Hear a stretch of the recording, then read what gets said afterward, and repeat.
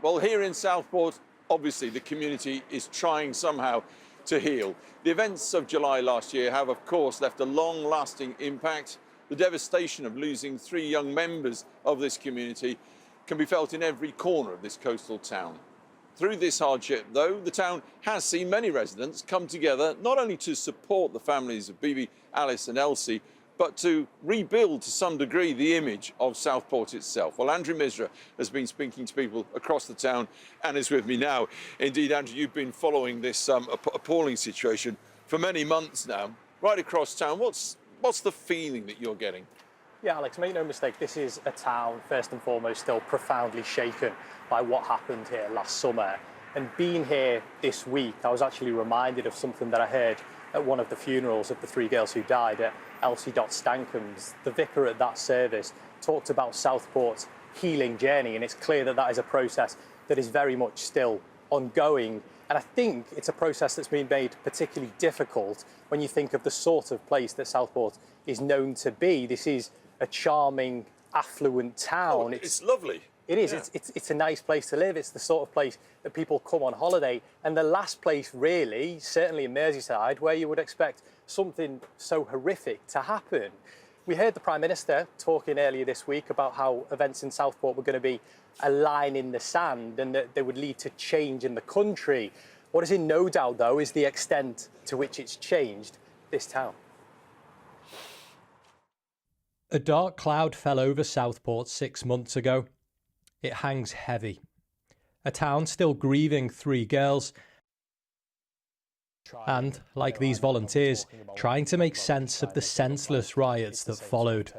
Yeah, I still can't put it in words, and I don't want to block it out, and it is an acceptance, but we still find it difficult and challenging knowing that we know families who are going through this and they've been changed forever. What happened last summer hit so many here, young and old. While the flowers may have gone, the pain's still palpable, and so people continue to help however they can. This group helped raise £100,000 for the victims' families. Do you think you'll be able to get over what's happened? I don't think any of us really will we? Obviously for the families involved, we'll still feel unbelievably raw now, and more so this week, and will do for some time, but it's something that's never going to go away. Hopefully that, the community spirit that we've seen so far endures. That spirit powered a swift clean-up the day after the riots. The mosque that was targeted now has extra security. So too does the shop down the road, which was looted by rioters. It's back in business partly thanks to the salon opposite. Its owner helped raise more than £15,000 for them. So people wanted to do something but didn't know what to do. The whole experience has made her more safety conscious. Locking my doors at night, even locking my doors if I'm by myself, which is awful because I don't want to have to do that because we're a good town and this doesn't happen, but there's good and bad everywhere, isn't there? Yeah. And I suppose just checking in on people and knowing a bit more about your neighbours and looking after each other. Do you think that's going to endure now? Do you think that's something you'll do forever as a result of this? Absolutely. Yeah, you would hope not. You'd hope you'd relax back into it because we've never experienced anything like this before, but I'm not sure. Is this what happens? Is this what happens when a town is attacked? The long-term impact of the attacks at a children's dance class is unknown on young people. This youth club has helped support the families affected. Do you think some children are still coming to terms with what happened? I think so. It may come out now.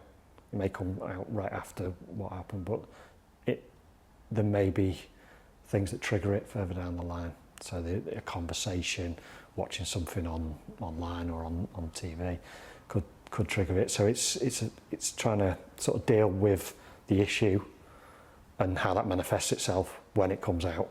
Southport is trying to heal while its trauma is very public. Places like Dunblane, Lockerbie are remembered for tragic events. Are you worried the same is happening to Southport now? That's the challenge that we have as a town. We want to put Southport on the map for the right reasons, but we want people to come. We don't want people to think this is a town where the tragedy happened. We want people to think this is a town that showed immense kindness and compassion, and we want to come and support that town, and we want to enjoy days out. So a message to people across the country, please come to Southport because you will get a warm welcome. People in this coastal town have been pushed to the edge, though they are determined not to be defined by tragedy. Southport is great.